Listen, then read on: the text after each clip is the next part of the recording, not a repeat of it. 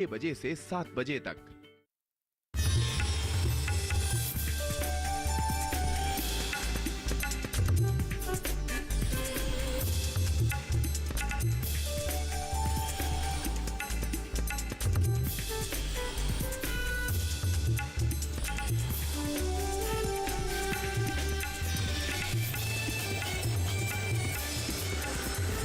TV के साथ बदलते भारत की शान।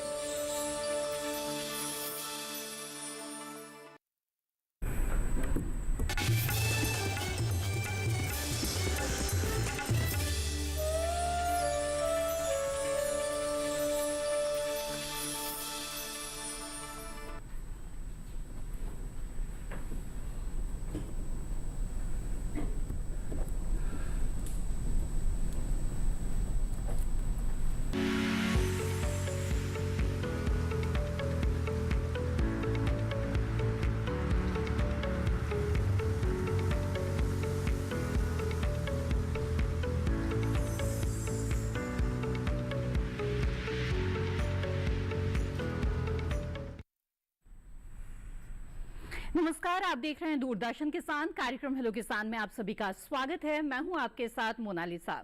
हेलो किसान कार्यक्रम एक ऐसा कार्यक्रम है जिसमें सोमवार से शुक्रवार शाम के 6 बजे हम आपके लिए कृषि क्षेत्र से जुड़े हुए अहम विषय लेकर आते हैं, जिस पर हमारे साथ मौजूद विशेषज्ञ मेहमानों से होती है विस्तार से चर्चा, ताकि उससे जुड़ी तमाम जानकारी आप तक पहुंच सके। इसके अलावा इस कार्यक्रम में आपकी भी बहुत ही बड़ी भूमिका होती है, चूंकि आप ये फोन इन कार्यक्रम है, इसमें आप सीधे जुड़ सकते हैं फोन लाइन के जरिए या फिर ईमेल या फिर मैसेज के जरिए भी अपने सवाल आप हमें भेज सकते हैं और सीधे विशेषज्ञ मेहमानों से जानकारी हासिल कर सकते हैं। तो आइए कार्यक्रम में सबसे पहले हम आपको आज के विषय के बारे में बता दें।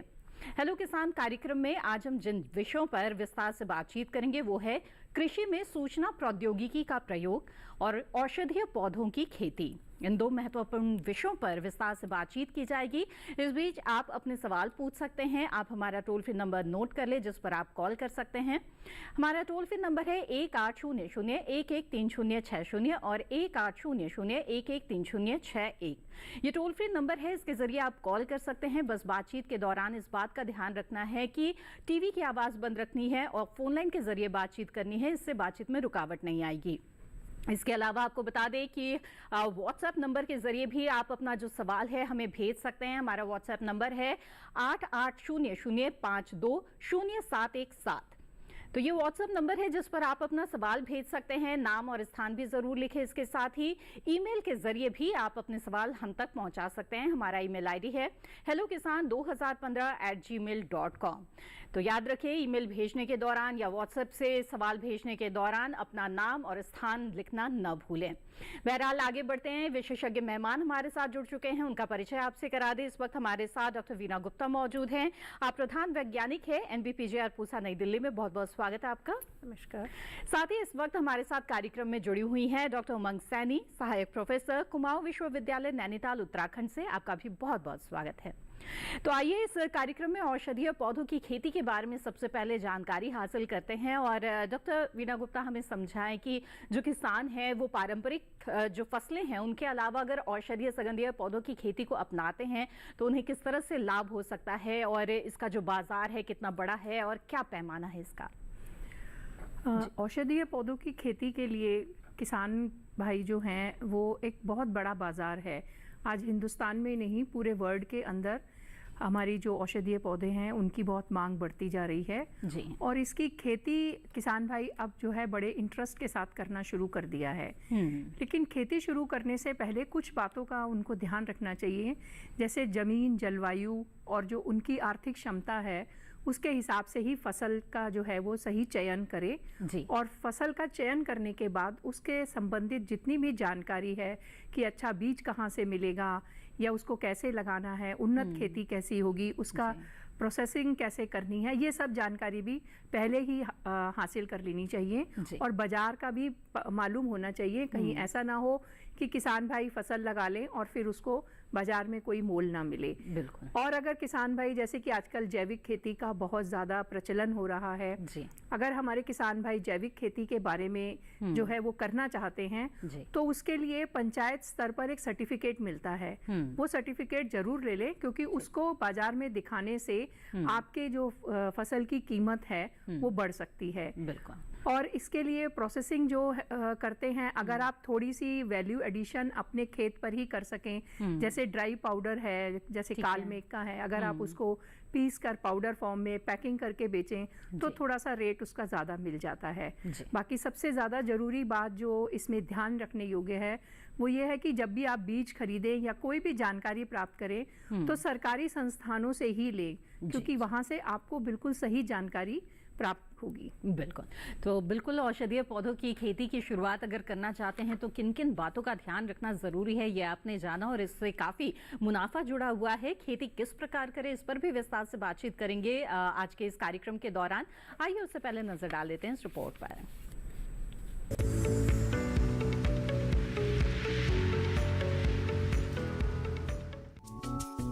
दुनिया भर में प्राकृतिक उपचार और हर्बल उत्पादों की मांग लगातार बढ़ रही है। आज भी करीब 65% लोग औषधीय पौधों का किसी न किसी रूप में उपयोग करते हैं।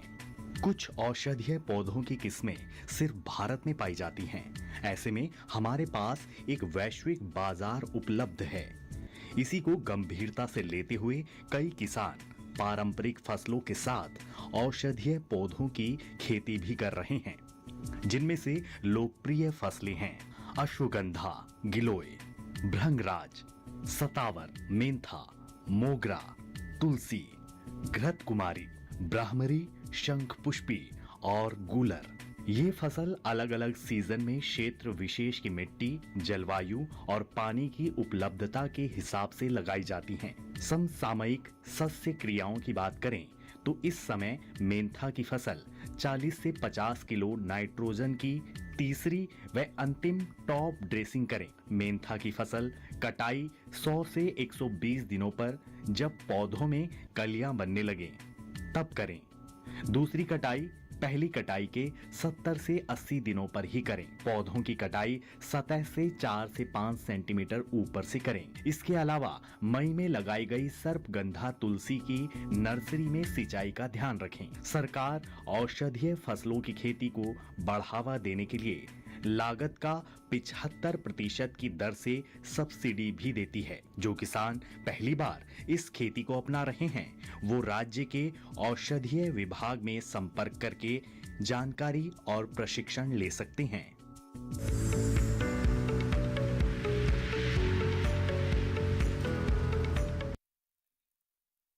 जाना अपने औषधीय पौधों के बारे में। आइए अब आगे बढ़ते हैं और बात करते हैं सूचना प्रौद्योगिकी के इस्तेमाल की। जी हाँ, कृषि क्षेत्र में इसका इस्तेमाल किस तरह से बढ़ रहा है और इसके क्या लाभ है, इसके बारे में आइए बातचीत करते हैं। डॉक्टर सैनी, आपसे समझना चाहेंगे कि सूचना प्रौद्योगिकी के बिना आज के इस आधुनिक युग की हम कल्पना ही नहीं कर सकते हैं।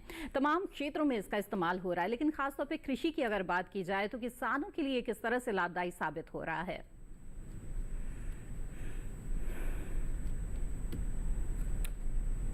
देखिए, सबसे पहले क्या है कि इस इंफ्रास्ट्रक्चर को कृषि के परिप्रेक्ष्य में यदि हम बात करें तो किस तरह से काम में लाया जाता है। सूचना, जैसा कि आपको विदित है, बहुत व्यापक रूप से उपलब्ध है। इंटरनेट पर, वेबसाइट पर अवेलेबल है जी, लाइब्रेरी में, किताबों में, अखबार में, जर्नल्स में। तो इस सटीक सूचना को इस्तेमाल करना, यही सूचना को एकत्रित करना कंप्यूटिंग उपकरण की सहायता से, और जो इस सूचना को करना, उसको संभाल कर और किसी जो आवश्यकता अनुसार सॉफ्टवेयर जो बाजार में है, कस्टमाइज सॉफ्टवेयर, उनकी सहायता से इस सूचना को प्रसंस्करण करना, काम की सूचना को निकालना और उस सूचना का संचार करना, इसी को सूचना। बिल्कुल, तो सूचना प्रौद्योगिकी का इस्तेमाल किया जा सकता है। कृषि के अलग अलग क्षेत्रों में इसके इस्तेमाल से किसानों को काफी लाभ हो सकता है, जिस पर विस्तार से आज के इस कार्यक्रम में बातचीत करेंगे। आइए उससे पहले नजर डाल लेते हैं इस रिपोर्ट पर।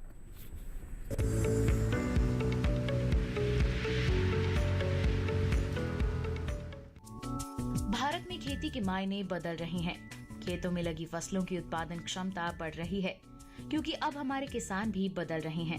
भारत का किसान खेती के नए स्वरूप को अपनाने के लिए तकनीकी और प्रौद्योगिकी का हाथ थामे चल रहा है।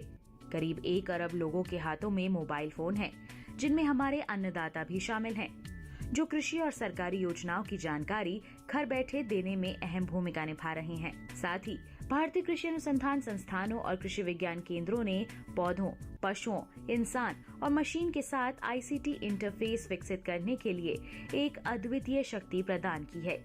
इतना ही नहीं, किसानों को प्राकृतिक संसाधनों की बिगड़ती परिस्थितियों के बारे में बतलाकर किसानों को जागरूक किया जा रहा है। किसान तकनीकों के माध्यम से प्राकृतिक खेती की महत्ता को भी समझ रहे हैं और अपना रहे हैं। भविष्य की परियोजनाओं का उद्देश्य देश में सटीक खेती और स्मार्ट कृषि को अपनाने के लिए कृषि क्षेत्र में डेटा एनालिटिक्स प्लेटफॉर्म विकसित करने पर प्रयास जारी है। इसके अलावा हर मौसम में कृषि विस्तार सेवाओं के साथ कृषि आदान जैसे प्रमाणित एवं गुणवत्तापूर्ण बीज, उर्वरक, खाद, कल्चर, बीज उपचार, पौध संरक्षण, औषधीय पौधों की खेती जैसी जरूरी जानकारी आसानी से मिल पा रही है। किसान घर बैठे ऐप के माध्यम से अपनी फसल बेच सकते हैं।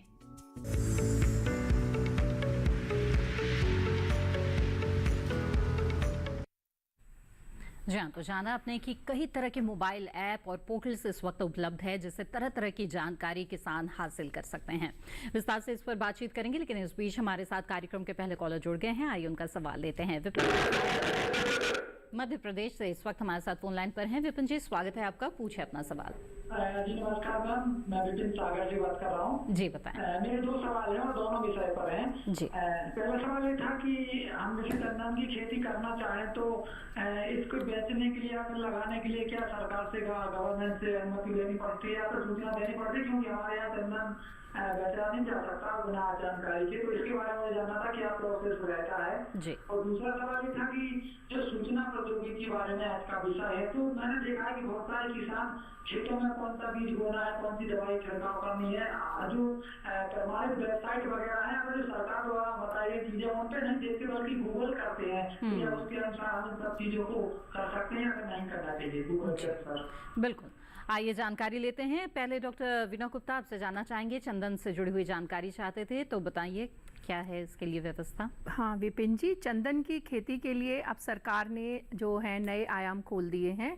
आप चंदन की खेती अपने एरिया में कर सकते हैं, लेकिन उसमें एक यही बात है कि खेती तो आप कर लेंगे, लेकिन उसको बेचने के लिए आपको सरकार से ही परमिशन लेनी पड़ेगी, या सरकार खुद आपसे खरीद कर उसको मार्केट में देगी। तो आप बेच नहीं सकते उसको किसी दूसरे पर्सन को, पर हाँ आप खेती जरूर अपने एरिया में चंदन की कर सकते हैं। बिल्कुल, तो विपिन जी आपको एक सवाल का जवाब मिल गया। आइए हमारे दूसरे जो विशेषज्ञ हैं उनका रुख करते हैं, दूसरे सवाल का जवाब देते हैं।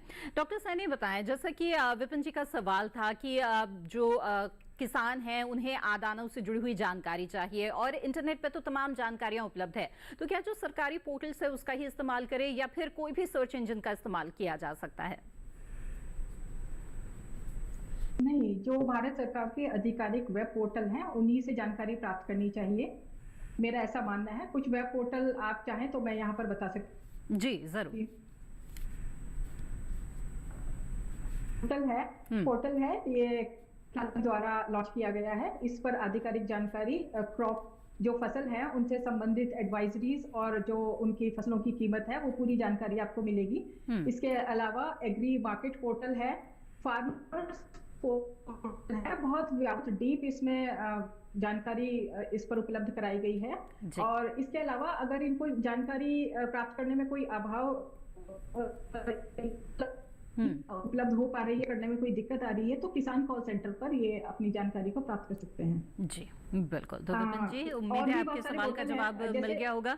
जी डॉक्टर सैनी दोबारा आपका रुख करेंगे और भी पोर्टल्स के बारे में जानकारी हासिल करेंगे, साथ ही बहुत तरह के मोबाइल ऐप भी है, इनके बारे में भी जानेंगे।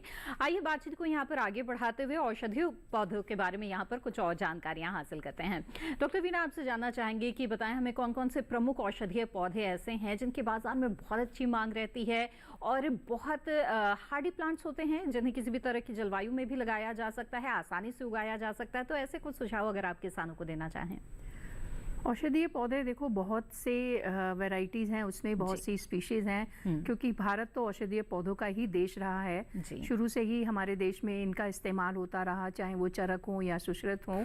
और आज भी आपने देखा होगा कोरोना काल में औषधीय पौधों की कितनी डिमांड बढ़ गई थी, एलो हो या तुलसी हो या कालमेघ हो। तो औषधीय पौधे आप जो लगा सकते हैं उसमें जैसे एलोवेरा हो गया, जो घृत कुमारी जिसको बोलते हैं, जिसका कि आप दवाई के रूप में भी यूज़ कर सकते हैं और कॉस्मेटिक्स के लिए भी आप उसको यूज़ कर सकते हैं। जैसे स्किन के प्रोडक्ट्स जितने भी बनते हैं, लोशन है या क्रीम है, शैम्पूज हैं, सब में वही इस्तेमाल किया जाता है। कालमेघ को आप लगा सकते हैं। अश्वगंधा जो है एक obesity, anti obesity drug plant है, आप अश्वगंधा की खेती कर सकते हैं। सर्पगंधा है या असैलियो है जो गठिया बाय के अंदर यूज़ किया जाता है। और अगर कुछ बहुत ज़्यादा आय देने वाले पौधे हैं, जैसे गुग्गुल की खेती है या चंदन की खेती है, ये आप कर सकते हैं, लेकिन इसमें थोड़ा देर से आपको फसल मिलती है। जैसे गुग्गुल में भी 5-6 साल के बाद और चंदन में 10-12 साल के बाद जो है आपको प्रोडक्ट मिलना शुरू होता है। लेकिन जो दूसरी फसलें हैं, जैसे मैंने गिलोय बताया आपको, एलोवेरा बताया, या ईसबगोल की खेती आप कर सकते हैं। तुलसी कितनी प्रकार की हैं हमारे यहाँ पर, उनकी आप सबकी खेती कर सकते हैं। ये एक छोटी और शॉर्ट ड्यूरेशन क्रॉप्स हैं और इससे आपको फ़ायदा जो है वो इमीडिएटली 1-2 साल के अंदर मिल जाता है। जी जी बिल्कुल। तो आइए अब आगे बढ़ते हैं। इस वक्त कार्यक्रम में अगले कॉलर हमारे साथ जुड़ गए हैं, उनका सवाल ले लेते हैं। नरेंद्र जी छिंदवाड़ा मध्य प्रदेश से इस वक्त हमारे साथ फोन लाइन पर हैं। नरेंद्र जी स्वागत है आपका, पूछे अपना सवाल।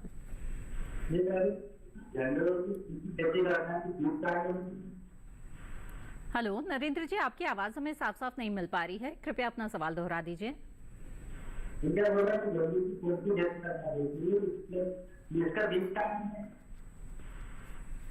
नहीं समझ जी डॉक्टर वीना, अगर आप समझ पाए। नहीं समझ नहीं पाए हम, आप क्या पूछना चाह रहे हैं नरेंद्र जी? जी नरेंद्र जी अपना सवाल दोहराना चाहेंगे?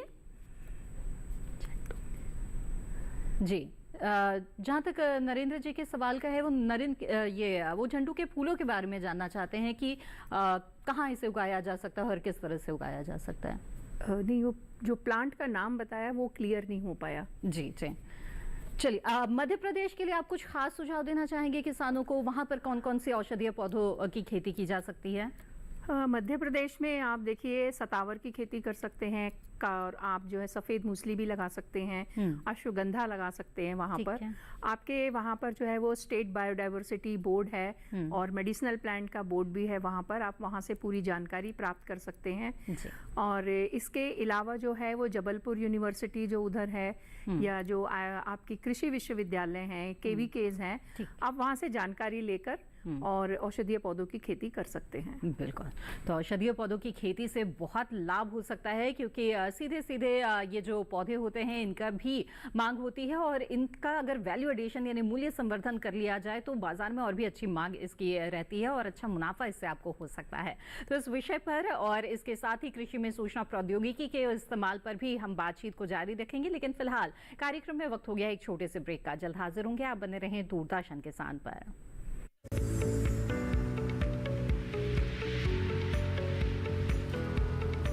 अरे भाई सुना नहीं क्या, KCC ने किसानों का जिंदगी बदल दिया है। देश के छोटे किसान 1,60,000 रुपए तक का कर्ज बिना किसी गारंटी को ले पाएंगे। ब्याज खोरों से भी पीछा छुटा। मैं तो जैविक खेती का पूरा सामान मंगा लिया, KCC का भी कोई दबाव नहीं है। ब्याज चुकाने के लिए पूरा 1 साल मिलता है। समय पर भुगतान करने पर केवल 4% के सालाना ब्याज पे लोन मिल गया मुझे। अपना आधार कार्ड, लेटेस्ट फोटो और जमीन के कागजात लेके अप्लाई करो बस। और नामांकन भरने के लिए जेब भी ढीली नहीं करनी पड़ी।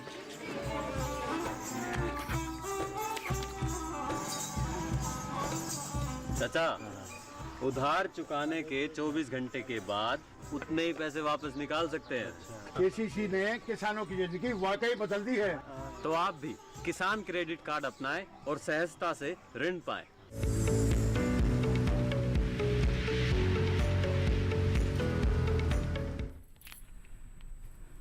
ब्रेक के बाद आप सभी का फिर से स्वागत है। आप देख रहे हैं कार्यक्रम हेलो किसान। इस कार्यक्रम में आज हम औषधीय पौधों की खेती और कृषि में सूचना प्रौद्योगिकी के उपयोग के बारे में बातचीत कर रहे हैं। इन विषयों से जुड़ी हुई जानकारी हासिल करने के लिए आप हमारे टोल फ्री नंबर पर कॉल कर सकते हैं या फिर व्हाट्सएप नंबर पर आप सवाल भेज सकते हैं या फिर ईमेल के जरिए भी अपने सवाल हमें भेज सकते हैं। इस वक्त हमारे साथ एक कॉलर जुड़े हुए हैं, आइए उनका रुख करते हैं। देवाराम जी जोधपुर राजस्थान से इस वक्त हमारे साथ फोन लाइन पर हैं। देवाराम जी स्वागत है आपका, पूछे अपना सवाल।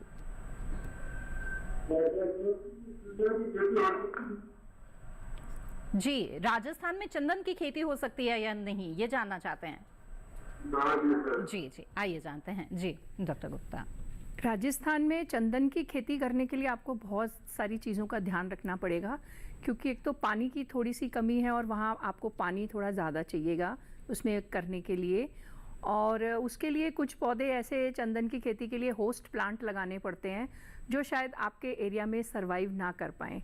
तो चंदन की खेती थोड़ा मुश्किल होगी आपके वहाँ पर एरिया में लगाने के लिए। बिल्कुल देवाराम जी, उम्मीद है आपके सवाल का जवाब मिल गया होगा। अन्य औषधीय पौधे जो हैं उनके बारे में जानकारी हासिल कीजिए जो आपके क्षेत्र के लिए अच्छे रहेंगे और उनकी खेती से जुड़िए, इससे आपको लाभ ज़्यादा होगा। आगे बढ़ते हैं और डॉक्टर सैनी आपसे जानना चाहूँगी कि कृषि जो है वो मौसम पर काफ़ी हद तक निर्भर है और ऐसे में किसानों के लिए बेहद ज़रूरी होता है कि वो मौसम की जानकारी समय समय पर हासिल करते रहे। तो ऐसे में वो किस तरह से सूचना प्रौद्योगिकी का इस्तेमाल कर सकते हैं, किस तरह के मोबाइल ऐप्स या फिर पोर्टल्स है जिनका वो इस्तेमाल कर सकते हैं इसकी जानकारी के लिए? मौसम की जानकारी से संबंधित जो आधिकारिक मोबाइल ऐप उपलब्ध है वो भारत सरकार का है, इंडिया मेट्रोलॉजिकल डिपार्टमेंट जी। और इस एप्लीकेशन पर जो मौसम का पूर्व अनुमान है, चेतावनी है और जो दिशा निर्देश है जी, वो पैरामीटर्स हैं जैसे तापमान है, वर्षा है,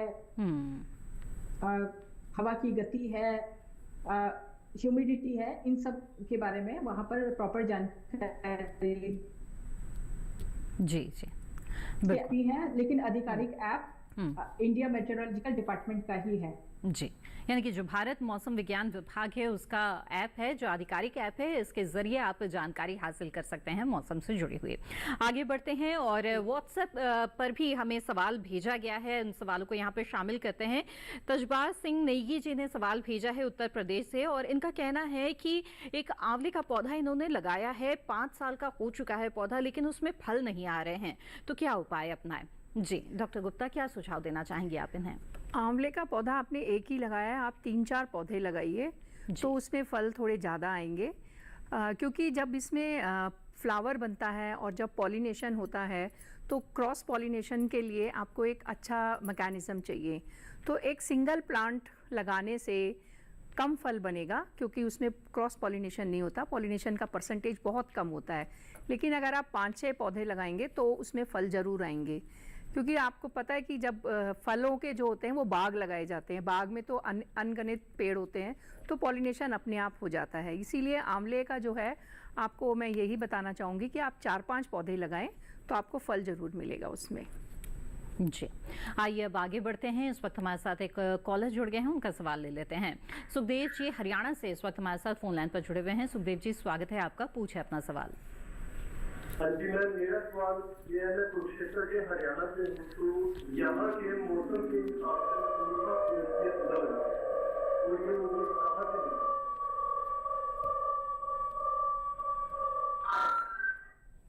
चलिए सुखदेव जी, आपकी आवाज के अनुसार हम जो आपका सवाल समझ पाए हैं कि हरियाणा के कुरुक्षेत्र में आप कौन सा औषधीय पौधा लगा सकते हैं, आइए इसका जवाब देते हैं। जी वीना गुप्ता जी, आप बताइए क्या जवाब देना। हरियाणा में आप जो है आप चंदन भी लगा सकते हैं, वहाँ पर एलोवेरा लगा सकते हैं, शतावर है, आप ईसबगोल लगा सकते हैं, मुलेठी के पौधे लगा सकते हैं। तो काफ़ी ऐसे पौधे हैं जो आप हरियाणा में कुरुक्षेत्र में आप लगा सकते हैं।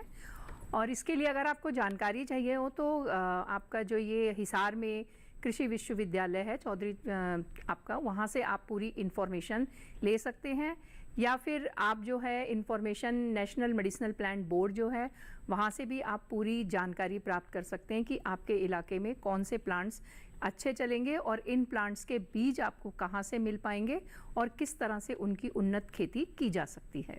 जी बिल्कुल सुखदेव जी, उम्मीद है आपके सवाल का जवाब मिल गया होगा। आगे बढ़ते हैं। डॉक्टर सैनी, आपसे जानना चाहेंगे कि कृषि में बहुत तरह के आधुनिक तकनीकों का इस्तेमाल अब होने लगा है। कृषि ड्रोन उसमें सबसे आधुनिकतम तकनीक है। इसके बारे में अगर जानकारी चाहिए तो किसान कहाँ संपर्क कर सकते हैं और किस तरह के पोर्टल्स का इस्तेमाल कर सकते हैं? देखिए, जो ड्रोन है वो सटीक खेती के लिए उपयोग किया जाता है, फसलों की निगरानी प्रबंधन। तो इसके लिए जो है बहुत सारे सरकार जो है कृषि विज्ञान केंद्र, राज्य कृषि विश्वविद्यालय और जो ICAR के जो इंस्टीट्यूट्स हैं वहाँ पर उन्होंने ड्रोन के लिए सहायता राशि प्रदान की है। और जो कृषक हैं वो भी 40% वित्तीय अनुदान प्राप्त कर सकते हैं सरकार से। और जो ड्रोन है उसको एक व्यवसाय के रूप में भी उसकी इस्तेमाल कर सकते हैं, एक व्यवसाय स्थापित कर सकते हैं। ड्रोन को वो खरीद कर उसको अन्य किसानों को किराए पर दे सकते हैं। और ये जो पूरी जानकारी है ये भारत सरकार के ई-नाम पोर्टल जी पर उपलब्ध है। और ई-नाम पोर्टल और एक जो है एग्रीकल्चर एंटरप्रेन्योरशिप पोर्टल, वहां पर इसकी पूरी जानकारी उपलब्ध है। वहां से वो क्या सब्सिडी उनको मिलेगी जी, क्या योजनाएं हैं, वहां से वो प्राप्त कर सकते हैं। जी बिल्कुल। आइए अब आगे बढ़ते हैं और इसके साथ ही कई सवाल है जो ईमेल के जरिए भी हमें मिल रहे हैं। ऐसे ही कुछ सवालों को यहाँ पर आइए शामिल करते हैं।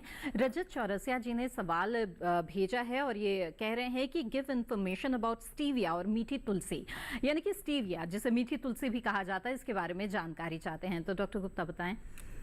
स्टीविया एक तुलसी वर्ग का ही प्लांट है, क्योंकि इसको हम मधु तुलसी भी बोलते हैं जी। और इसको कहते हैं कि इसमें जो शुगर हम नॉर्मली यूज़ करते हैं 300 ज़्यादा गुना शुगर है और 0 कैलोरीज है, तो इसका आजकल बहुत ज़्यादा प्रचलन हो रहा है। स्टीविया की खेती के लिए आपको पौधे जो है वो प्लांटिंग्स होती हैं, छोटे पौधे होते हैं जो आप उसको लगा सकते हैं, क्योंकि बीज से आप नर्सरी बनाते हैं तो थोड़ा सा उसमें अफेयर कॉस्टली पड़ता है। तो प्लांट्स लेकर आप जो है अपने खेत में लगा सकते हैं। प्लांट लगाने के लिए आपको थोड़ी ऊंचा रेज्ड बेड बनाना पड़ता है और उस बेड में आप जो है प्लांट्स को 15 और 30 सेंटीमीटर की दूरी के बीच में आप प्लांट लगाएं। और पानी आसपास इकट्ठा ज़्यादा नहीं होना चाहिए, क्योंकि जड़ें बहुत इसकी कोमल होती हैं और वो उससे सड़ भी पानी से ख़राब हो जाती हैं और आपकी पत्तियां जो हैं वो अच्छे से नहीं बनेंगी। एक बारी अगर आप स्टीविया अपने खेत में लगा लें तो 5 साल तक जो है वो उसकी पौध चलती रहती है। आप उसकी 3 से 4 बार पत्तियों को ऊपर से काट सकते हैं, नीचे का हिस्सा छोड़ के, और उन पत्तियों को सुखा के आप जो है पाउडर बना के डायरेक्टली मार्केट में बेच सकते हैं, या फिर आप उसकी थोड़ी सी प्रोसेसिंग करें कि सुखाने के बाद उसको अच्छे से फिर पाउडर बना के पैकिंग कर लें उसकी, और उसके बाद उसको मार्केट में बेच सकते हैं। जहाँ तक इसकी प्लांटिंग मटेरियल की बात है तो आप जो है कांटेक्ट कर सकते हैं IHBT जो है Indian institute of Himalayan biotechnology, CSIR के अंडर है पालमपुर में। वो लोग इसकी खेती के बारे में पूरी जानकारी भी दे देंगे आपको, और वहाँ से आपको पौध भी जो है वो लार्ज क्वांटिटी में पौधे आपको मिल सकते हैं जो आप अपने खेत में लगा सकते हैं। बिल्कुल। तो रजत जी, विस्तार से जाना आज आपने स्टीविया के बारे में। उम्मीद है ये जानकारी आपके लिए लाभकारी साबित होगी। आगे बढ़ते हैं और व्हाट्सएप पे जो सवाल आया है इसे शामिल करते हैं। विजय कुमार वर्मा जी ने कोटा राजस्थान से सवाल ये पूछा है कि अश्वगंधा और गेहूं की खेती क्या एक साथ की जा सकती है? जी डॉक्टर गुप्ता।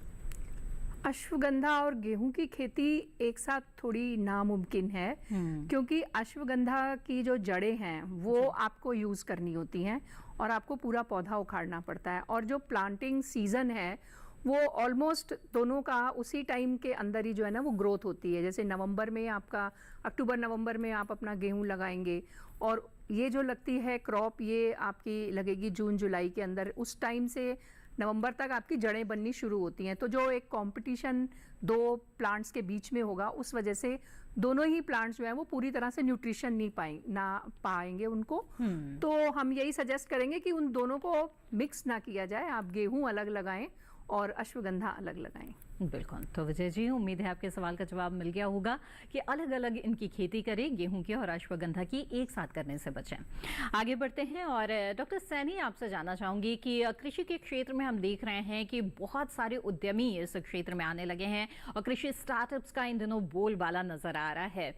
तो ऐसे में कृषि स्टार्टअप्स के लिए किस तरह की व्यवस्था है?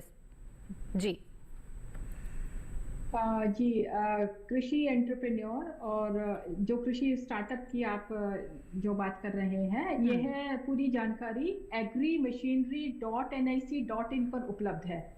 वहाँ नई योजनाएं जो हैं और उन पर जो फार्म इक्विपमेंट्स हैं, स्टार्टअप स्टार्ट किए जाने हैं, उन पर जो योजनाएं हैं और जो सब्सिडी है, उसकी पूरी जानकारी वहाँ से प्राप्त की जा सकती है। जी बिल्कुल। इसके साथ ही डॉक्टर सैनी, जैसे कि आप बता रही है फार्म इक्विपमेंट्स के बारे में, मशीनों का इस्तेमाल किसान भी करते हैं, भले वो स्टार्टअप में हो या ना हो, लेकिन मशीनों की आवश्यकता तो उन्हें भी पड़ती है। तो ऐसे में मशीनों से जुड़ी हुई अगर जानकारी चाहिए तो क्या उसके लिए भी किसी तरह की व्यवस्था है? जी जी जी जी agrimachinery.nic.in पोर्टल जो मैंने अभी बताया है, इसी पोर्टल पर जैसे कोई किसान जो है वो किराए पर मशीनरी लेना चाहते हैं, उसकी जानकारी उनको मिल जाएगी कि कहाँ से वो किराए पर मशीनरी ले सकते हैं। पुरानी मशीनरी यदि वो खरीदना चाहते हैं तो उसकी जानकारी भी वहाँ पर उनको मिल जाएगी। और यदि वे कोई नई मशीनरी खरीदना चाहते हैं, उससे संबंधित सब्सिडी या उससे संबंधित जो योजनाएं भारत सरकार द्वारा संचालित की जा रही है, वो योजनाएं, वो जानकारी भी वो वहाँ प्राप्त कर सकते हैं। और जो एक वहाँ पर centralise farm machinery performance testing portal है, वहाँ पर जो नई मशीनरी लॉन्च हुई है उनसे संबंधित टेस्टिंग करने के लिए किसान वहां जा सकते हैं। बिल्कुल। डॉक्टर सैनी, दोबारा आपका रुख करेंगे, लेकिन इस बीच हमारे साथ कॉलर जुड़ गए हैं, उनका सवाल यहाँ ले लेते हैं। पुरुषोत्तम मीणा जी इस वक्त हमारे साथ फोन लाइन पर जुड़े हुए हैं।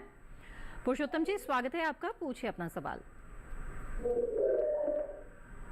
हेलो जी पुरुषोत्तम जी, क्या आपको मेरी आवाज मिल रही है? जी जी, आप अपना सवाल पूछ सकते हैं।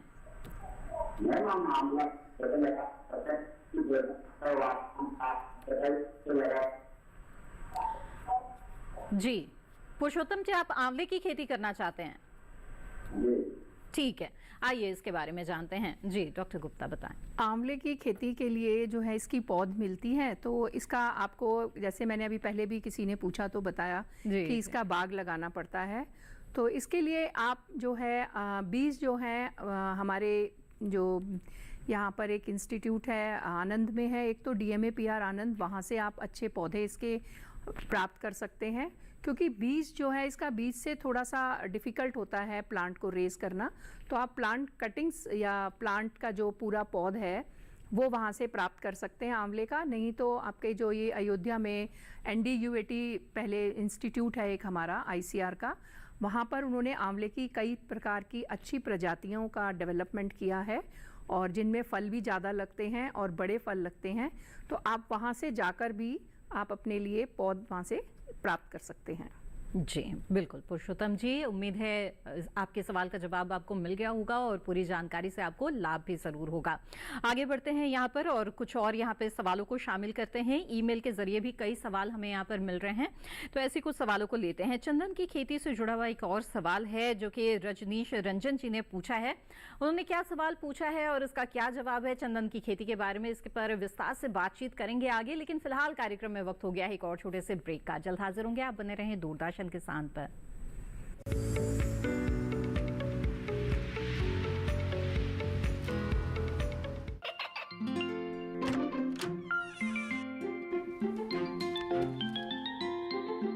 ये क्या हो रहा है? काशवी, इतने कम मार्क्स? काशू बेटा पढ़ा करो, पढ़ोगी नहीं तो आगे कैसे बढ़ोगी? मम्मा मैं भी तो आपसे यही कहना चाहती हूँ, पढ़ा करो। आप पढ़ोगे नहीं तो आगे कैसे बढ़ोगे? मतलब? वो देखो। सिर्फ बैक पर छपा ऑर्गेनिक नहीं, ऑर्गेनिक का निशान पहचानिए। PGS ऑर्गेनिक का ये लोगो उन किसानों की पहचान है जो आज भी परंपरागत विधि से रसायन मुक्त खेती कर आपके लिए शुद्ध फसल उपजा रहे हैं। अब समझे मम्मा, अगर मैं प्योर ऑर्गेनिक फूड नहीं खाऊंगी तो अच्छे मार्क्स कहाँ से लाऊंगी? अच्छा बच्चों, जैविक खेती की इस मुहिम को आगे बढ़ाइए, शुद्ध ऑर्गेनिक अपनाइए।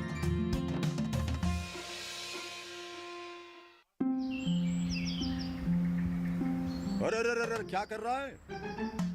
इधर इधर इधर, हम बोल रहे हैं तेरे बीजू का। पुतला बोल रहा है? हाँ, पक्षियों से तो हम खेत को बचा लेते हैं, पर इन घातक रसायनों से कैसे बचाएं? मतलब? देख बेटा, तू जो ये अंधाधुंध रसायन मिलाता है ना, मिट्टी की सेहत बिगड़ने लगी है। और जब माटी ही कमजोर पड़ जाएगी तो उपज कैसे सेहतमंद होगी? हाँ? अरे पहले ऐसा नहीं था। पूछना अपने बड़े बुजुर्गों से, कैसे फसल लहलहाती थी, शुद्धता झलकती थी। हाँ, माटी भी तंदुरुस्त और लोग भी। अरे अब पहली वाली बात कहाँ? पर अब तो सब यही डाले हैं। सब नहीं, आज भी लाखों जागरूक किसान परंपरागत विधि से फसल उगा रहे हैं। खर्चा कम और उपज की कीमत भी बेहतर पा रहे हैं। ठीक है भाई, मैं भी आज से जैविक खेती शुरू करूंगा। माटी से प्रेम की परंपरा है परंपरागत खेती।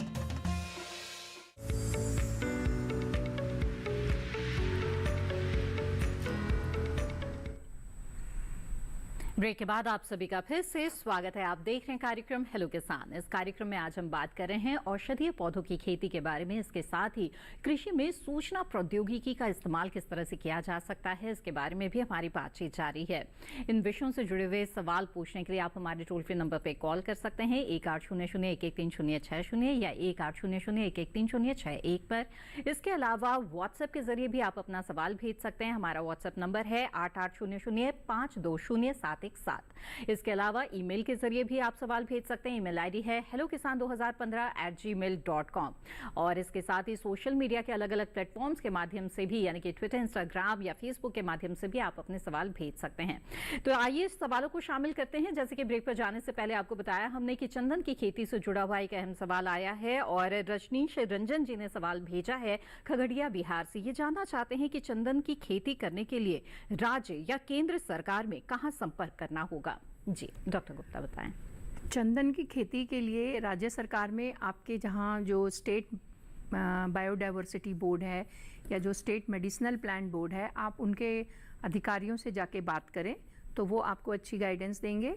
या फिर जो आपके वहाँ पर कृषि विश्वविद्यालय है, आप वहाँ से पता करें कि चंदन की खेती के लिए आपको कहाँ से कैसे करना पड़ेगा, प्लांट्स कहाँ से मिलेंगे और कैसे उसको जो है आप अपने एरिया में लगा सकते हैं। और मार्केटिंग करने के लिए फिर बाद में जब उसको अगर गवर्नमेंट को ही बेचना है तो उसका प्रोसीजर क्या होगा। जी बिल्कुल, तो उम्मीद है आपको आपके सवाल का जवाब मिल गया होगा। आइए अब आगे बढ़ते हैं। डॉक्टर सैनी, आपसे जानना चाहेंगे कि किसानों को कई बार भंडारण करने की आवश्यकता होती है अपने कृषि जिनसों की, और इसके लिए कोल्ड स्टोरेज की आवश्यकता है, वहां तक पहुंचने के लिए परिवहन व्यवस्थाओं की जरूरत होती है। तो इनसे जुड़ी तमाम जानकारी अगर हासिल करनी हो तो क्या करें?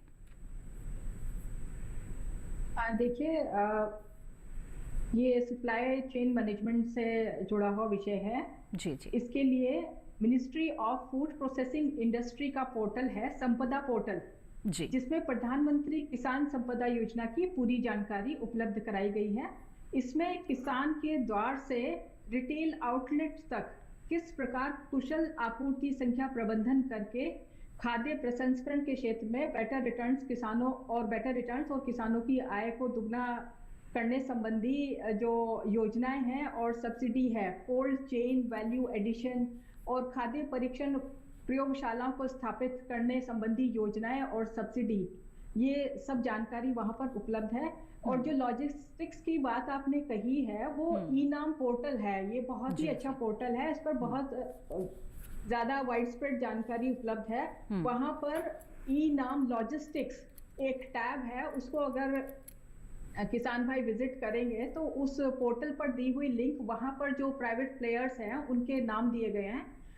वहां पर वो गवर्नमेंट के जो रेट निर्धारित हैं वही लॉजिस्टिक सप्लायर्स जो हैं वहां से वो चुन सकते हैं। जी जी बिल्कुल। आइए अब आगे बढ़ते हैं, कुछ और सवालों को यहाँ पे शामिल करते हैं। व्हाट्सएप के जरिए एक सवाल भेजा है गोवर्धन यादव जी ने, और ये जानना चाहते हैं कि कम पानी में कौन से औषधीय पौधों की खेती की जा सकती है। तो डॉक्टर वीना गुप्ता बताएं हमें कि जहाँ पर कम पानी की उपलब्धता है वहाँ पर कौन कौन से औषधीय पौधे लें।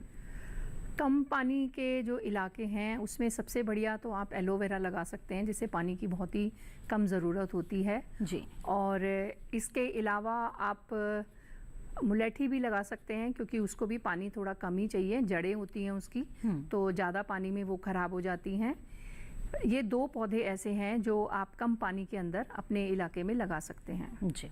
डॉक्टर वीणा गुप्ता जी, आपने हमें शुरुआत में ही बताया कि औषधीय पौधों की खेती अगर करना चाहते हैं तो उससे जुड़ी तमाम जानकारियां हासिल कर लेना पहले से बेहद ही ज़रूरी है।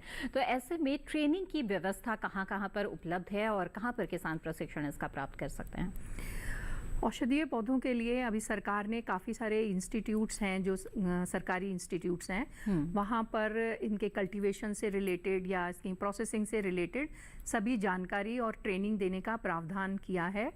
इसमें आप चाहें तो DMAPR जो है, directorate of medicinal and aromatic plants, Anand Gujarat में, वहाँ पर जो है मेडी हब टेक्नोलॉजी करके एक उन्होंने पोर्टल बनाया है जहाँ वो ट्रेनिंग्स देते हैं टेक्नोलॉजी, बिजनेस और इंक्यूबेशन की। इसके अलावा CSIR के 2-3 इंस्टीट्यूट्स हैं, जैसे IHBT है या CSIR CMAP का है, central institute of medicinal and aromatic plants Lucknow में। ये लोग भी जो हैं वो डिफरेंट अलग अलग जो उनके एरिया के प्लांट्स हैं उनके बारे में, पूरी खेती के बारे में, कैसे लगाना है, प्रोसेसिंग कैसे करनी है, अगर उसका आपको बाद में उसका प्रोडक्ट बना के वैल्यू एडिशन करके मार्केटिंग करनी है, ये सारी जानकारी ये तीनों इंस्टीट्यूट्स जो हैं वो काफ़ी अच्छे तरीके से बताते हैं। किसान भाई चाहें तो इनके वेब पोर्टल पे जाके, क्योंकि ट्रेनिंग्स ये कंटिन्यूस में करते रहते हैं, हर दूसरे या तीसरे महीने में इनकी ट्रेनिंग होती है, तो आप अगर वेबसाइट पे जाएं और इनका ट्रेनिंग शेड्यूल अगर आपको पता चल जाए तो आप वहां जाके अपना नाम पंजीकृत कर सकते हैं और ये ट्रेनिंग अटेंड करके आप औषधीय पौधों की खेती को बहुत अच्छे से सुधार सकते हैं। जी जी बिल्कुल। आइए अब आगे बढ़ते हैं और एक सवाल व्हाट्सएप के जरिए भेजा है किशन जी ने और उनके 2 सवाल है, एक एक करके दोनों सवालों को यहाँ पर लेते हैं। डॉक्टर सैनी, इन्होंने सवाल भेजा है कि जो नई और पुरानी मशीनें हैं इनके बारे में जानकारी के लिए कौन से पोर्टल हैं जिनका इस्तेमाल किया जा सकता है? जो मैंने अभी कुछ देर पहले पोर्टल की चर्चा की जी। ये जो पोर्टल है मैं 1 मिनट इसको agrimachinery.nic.in, ठीक, इस पोर्टल पर समस्त योजनाएं और जो नई मशीनरी है उसकी ट्रेनिंग, मुझे अभी नाम मेरे ध्यान में नहीं है, हिसार में शायद ये इंस्टीट्यूट है जहां पर नई मशीनरी जो लॉन्च होती है उसकी ट्रेनिंग हिसार में होती है। तो पोर्टल पर ये पूरा आधिकारिक रूप से लिखा हुआ है कि ट्रेनिंग के लिए उनको किस तरह से रजिस्ट्रेशन कराना है और क्या उनकी योग्यता होनी चाहिए। जी जी, पोर्टल पर वो विजिट कर सकते हैं agrimachinery.nic.in। ठीक है, तो किशन जी आपने जाना मशीनों से जुड़ी जानकारी के लिए कौन से पोर्टल का इस्तेमाल करें। आपके दूसरे सवाल का जवाब हम देंगे, लेकिन इस बीच हमारे साथ एक कॉलर जुड़ गए हैं, उनका सवाल यहाँ पर लेते हैं। बाबूलाल जी इस वक्त महाराष्ट्र से हमारे साथ फोन लाइन पर जुड़े हुए हैं। बाबूलाल जी स्वागत है आपका, पूछे अपना सवाल। हमें अश्वगंधा की खेती करनी है, ठीक है, इसके लिए हमें बीज कहाँ से उपलब्ध होगा? जी आइए जानते हैं, डॉक्टर गुप्ता बताएं। हाँ बाबूलाल जी, अश्वगंधा की खेती के लिए आप बीज जो है आनंद में जो हमने इंस्टीट्यूट बताया DMAPR, आप वहाँ से प्राप्त कर सकते हैं, उनकी कुछ अच्छी वैरायटीज़ हैं, या फिर आप NMPB जो मेडिसिनल प्लांट बोर्ड है वहाँ पर अपना खत लिखकर उनसे भी आप बीज प्राप्त कर सकते हैं, या फिर आप CMAP में भी अश्वगंधा की कुछ वैरायटीज़ हैं। तो जो भी अच्छी वैरायटीज़ हैं आप इन तीनों जगह से प्राप्त कर सकते हैं। ICR के कुछ इंस्टीट्यूट्स हैं, जैसे इंदौर में है एक JNKVV इंदौर, उनकी भी अश्वगंधा की वैरायटी है जवाहर रसगंध करके, तो आप उनको भी पत्र लिखकर उनसे बीज जो है वो मंगवा सकते हैं। बिल्कुल, तो बाबूलाल जी हमें उम्मीद है कि इस जानकारी का लाभ आपको जरूर होगा। जाना आपने कि अश्वगंधा की उन्नत किस्मों के लिए आप कहां कहां संपर्क कर सकते हैं। कुछ ऐसा ही सवाल है किशन जी का और उन्होंने पूछा है कि जो चंदन के पौधे वो कहां से प्राप्त किए जा सकते हैं। डॉक्टर गुप्ता बताएं। चंदन के पौधे प्राप्त करने के लिए आप या तो बीज उनका खरीद कर और बीज आपको जो है वो NMPB ही आपको उपलब्ध करवाएगा। बीज से आप नर्सरी बनाकर फिर अपने उसमें लगा सकते हैं, या आप चाहें तो 1.5-2 साल के जो पौधे हैं वो भी आप नर्सरी जो NMPB जो फंडिंग करती है, आजकल कुछ किसानों को उन्होंने फंडिंग करी है नर्सरी रेजिंग के लिए, जो नर्सरी बनाकर उनके पौधों को आगे बेचती है, तो वहाँ से आप उन किसानों का फ़ोन नंबर या कॉन्टैक्ट नंबर लेकर उनसे चंदन के पौधे खरीद सकते हैं। करीबन 125 रुपये से लेके 150 रुपये तक पर प्लांट की कॉस्ट है इसकी पौधे की, तो आप वहाँ से प्राप्त कर सकते हैं। बिल्कुल। आइए अब आगे बढ़ते हैं। इस वक्त हमारे साथ एक और कॉलर जुड़ गए हैं, उनका सवाल लेते हैं। देवेंद्र सिंह जी भरतपुर राजस्थान से इस वक्त हमारे साथ जुड़े हुए हैं। देवेंद्र जी स्वागत है आपका, बताइए क्या जानना चाहते हैं। जी नमस्कार, बताएं। नमस्कार जी बताइए। शतावत के बारे में जानते हैं, हमने शतावत की कुछ पौधे लगा रखे हैं, ठीक है। क्या उस बीज को हम लगा सकते हैं आगे बढ़ा के, और इसकी गेहूं लाए से अधिक पैदा हो सकती है क्या? जी डॉक्टर गुप्ता बताएं। शतावर के आपने जो पौधे लगाए हैं, शतावर की बेसिकली जो जड़ें हैं वही मार्केट में आप बेचते हैं। तो आपने जो पौधे लगाए हुए हैं उसमें से कितने पौधे लगाए हैं वो तो हमें नहीं पता, लेकिन जड़ों को बेचने के लिए तो आपको पूरा पौधा ही उखाड़ना पड़ेगा और वो जड़ सुखा के तभी आप मार्केट में बेच सकते हैं। अलबत्ता आप ये कर सकते हैं कि जैसे अगर बहुत ज़्यादा एरिया में आपने पौधे लगाए हैं तो कुछ पौधों को आप बीजों के लिए संरक्षित कर लें, और जब उसमें बीज बनते हैं तो उन बीजों को आप मतलब उन पौधों से आप जड़ें नहीं निकालें, वो बीज लेकर आप उनको थोड़ा ड्राई करके अगले सीज़न के लिए आप वो बीज अपने नर्सरी में लगा के उनको दोबारा से पौध बना सकते हैं। या फिर जो ट्यूबर्स हैं वो ट्यूबर्स भी आप अगले साल जो है कुछ रख सकते हैं अगले साल की फसल के लिए। तो बीज और ट्यूबर्स दोनों को ही आप अगले साल फसल के लिए रख सकते हैं। बिल्कुल। तो देवेंद्र जी आपके सवाल का जवाब मिल गया, उम्मीद है इस जानकारी से आपको लाभ जरूर होगा। इसी के साथ हेलो किसान कार्यक्रम में रुकते हैं एक और छोटे से ब्रेक के लिए। जल्द हाजिर होंगे, आप बने रहें दूरदर्शन किसान पर।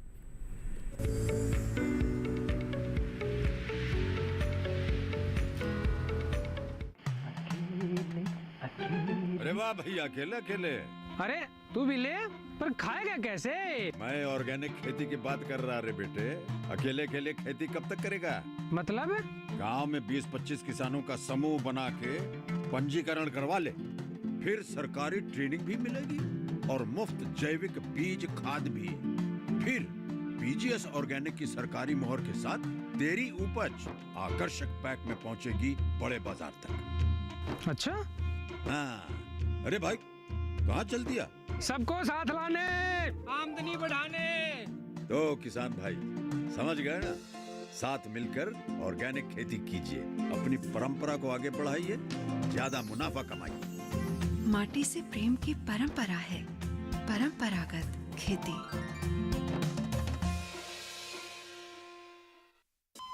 अरे सुन तो। मुझे क्या सुनाना चाहते हो? जो सुनाओ मेरी सौतन को। किसको? अरे वही तुम्हारा मोबाइल फोन जिससे सुबह शाम दिन रात चिपके रहते थे और कहते थे किसान कॉल सेंटर से बातें हो रही हैं। अच्छा ये बात है। हाँ क्यों, क्या हुआ? अब बात नहीं होती क्या? अब तो झट से बात हो जाती है। ऐसा क्या? हाँ, अब तो ज्यादा लाइनें और खास तकनीक के कारण खेती के माहिरों से तुरंत बात हो जाती है। और अगर कभी लाइन व्यस्त हो तो अपनी समस्या फोन पर रिकॉर्ड करा दो, वहाँ से फोन आ जाता है और समस्या की हल का मैसेज भी आ जाता है। ये देखो आ गया। अरे वाह, इसका मतलब इंतजार की घड़ी अब खत्म। हाँ। तभी मैं सोचूं कि आजकल मुझ पर इतना प्यार क्यों आ रहा है। कृषि संबंधी समस्याओं का अपनी भाषा में तुरंत हल पाने के लिए पूरे भारत में किसी भी फोन से हेल्पलाइन नंबर पर संपर्क करें। किसानों का दोस्त किसान कॉल सेंटर।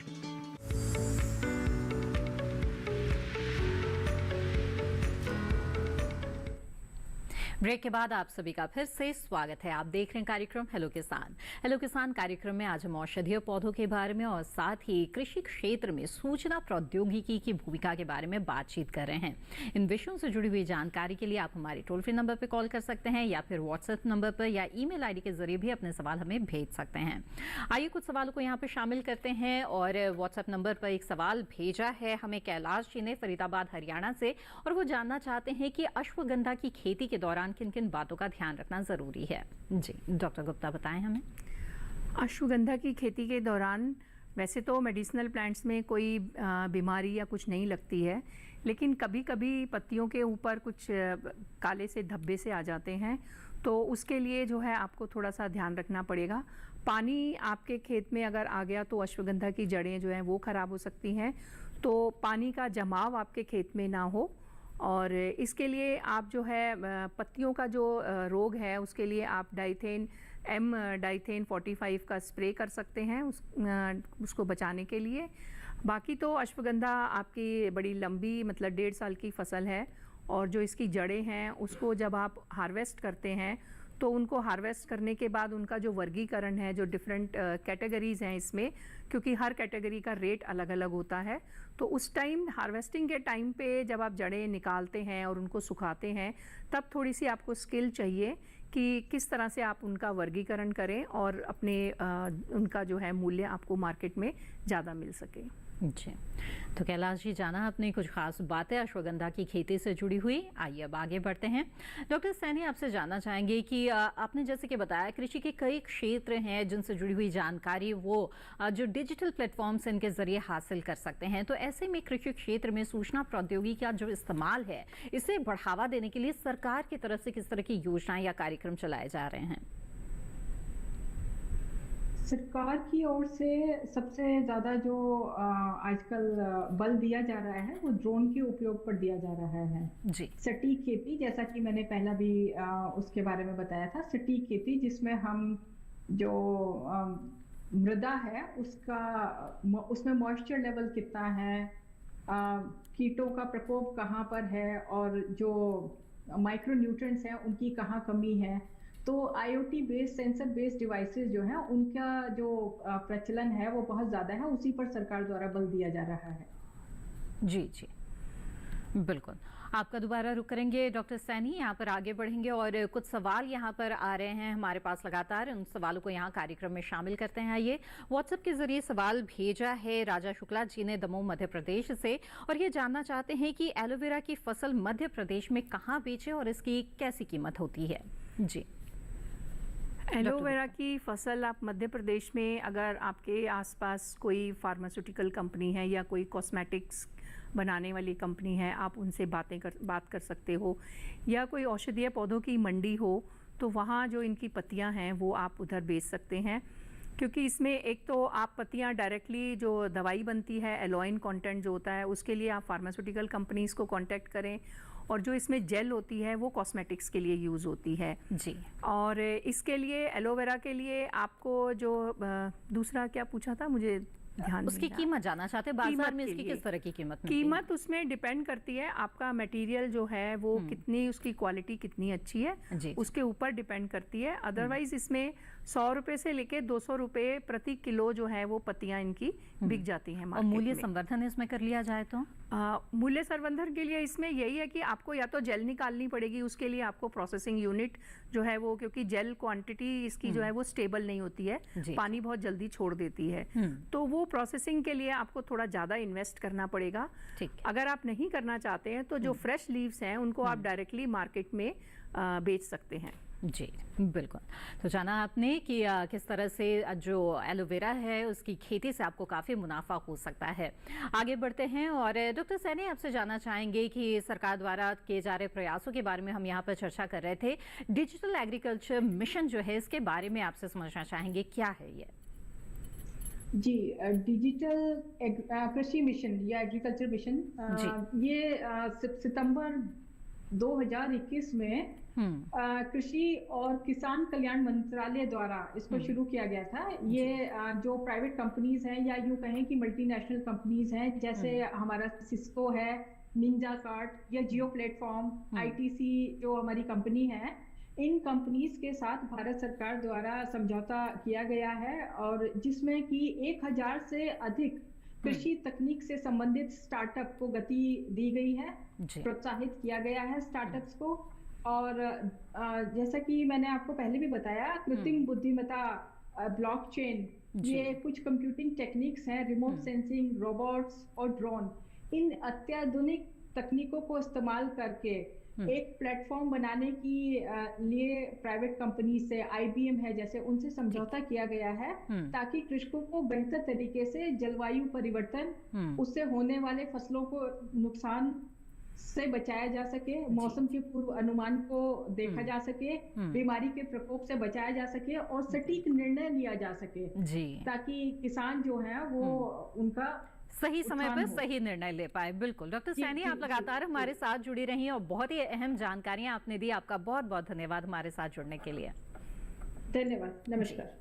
आइए अब आगे बढ़ते हैं कार्यक्रम में और ईमेल के जरिए एक सवाल भेजा है तरुण कुमार जी ने राजस्थान से, अजमेर राजस्थान से। आइए उनका सवाल ले लेते हैं। ये जानना चाहते हैं कि अपने क्षेत्र में ये कौन से औषधीय पौधों की खेती कर सकते हैं। तो डॉक्टर वीना गुप्ता, आप इन्हें क्या सुझाव देंगी? राजस्थान में अजमेर में हैं तो आप औषधीय पौधों के अंदर एलोवेरा आप लगा सकते हैं, वहाँ पे अश्वगंधा वहाँ पे अच्छे से चल जाएगा। और अगर आप चाहें तो गुगुल की खेती भी वहाँ पे कर सकते हैं, क्योंकि उसमें मुनाफा बहुत होता है लेकिन समय बहुत लगता है। 6-7 साल के बाद ही जो पेड़ हैं उसमें से वो गम निकलती है, जो गुगुल हम दवाइयों के लिए या फिर जैसे जो हमारी हवन सामग्री है या जो धूप बत्ती वगैरह है उसमें इस्तेमाल होती है। जी। तो ये 3-4 क्रॉप्स हैं जो आप अपने एरिया में लगा सकते हैं। बिल्कुल। तो औषधीय पौधों की खेती से किसानों को काफी लाभ हो रहा है। ऐसे में डॉक्टर वीना गुप्ता, आपसे जानना चाहेंगे हम कि सरकार इसे प्रोत्साहित करने के लिए क्या कदम उठा रही है, किस तरह की योजनाएं चलाई जा रही है और क्या सब्सिडी की भी कुछ व्यवस्था है किसानों के लिए इसमें? हाँ, ये एक बहुत अच्छा सवाल आपने पूछा। सब्सिडी जो है नेशनल मेडिसिनल प्लांट बोर्ड जो है वो औषधीय पौधों के प्रमोशन के लिए काफ़ी योजनाओं का कार्यान्वयन कर रहे हैं। इसमें कुछ किसान भाई जो खाली नर्सरी बनाकर ही पौधों को बेचना चाहें तो उसके लिए भी उसमें 20% का जो है उनको सब्सिडी दी जाती है।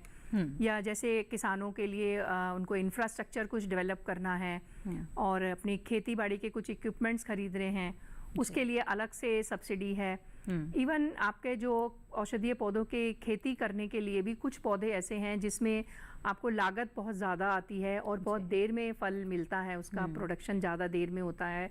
जैसे गूगल का मैंने आपको अभी बताया, तो उसकी खेती के लिए भी करीबन 70 से 75% तक आपको किसानों को जो है वो NMPB सब्सिडी देता है। इसके अलावा कई बारी आपको इसके भंडारण के लिए समस्या आती है कि आपने अगर लगा तो लिया है, इमीडिएटली मार्केट में आप इसको नहीं बेच पा रहे हैं या आप कुछ थोड़ा बहुत उसके अंदर प्रोसेसिंग करके उसको बेचना चाहते हैं, तो जो पोस्ट हार्वेस्ट के लिए रूम आपको बनाना है या जो कुछ भी बनाना है उसके लिए भी जो है सरकार आपको NMPB के थ्रू जो है, यानी कि सरकार कई तरह से किसानों को मदद कर रही है और प्रोत्साहित किया जा रहा है औषधीय पौधों की खेती को। डॉक्टर वीना गुप्ता, आपने बहुत अच्छी जानकारियां हमें दी, आपका बहुत बहुत शुक्रिया। नमस्कार। तो विस्तार से जाना आज आपने औषधीय पौधों की खेती के बारे में और साथ ही कि सूचना प्रौद्योगिकी का इस्तेमाल करके कृषि क्षेत्र के अलग अलग क्षेत्रों से किस तरह से जुड़ा जा सकता है और उनकी जानकारियां हासिल की जा सकती हैं। हमें उम्मीद है कि ये जानकारियां आपके लिए लाभकारी होंगी।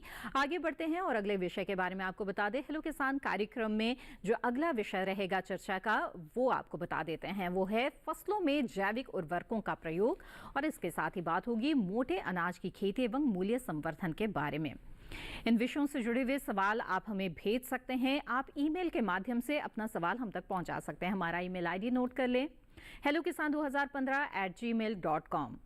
सवाल के साथ साथ अपना नाम और स्थान भी जरूर लिखें।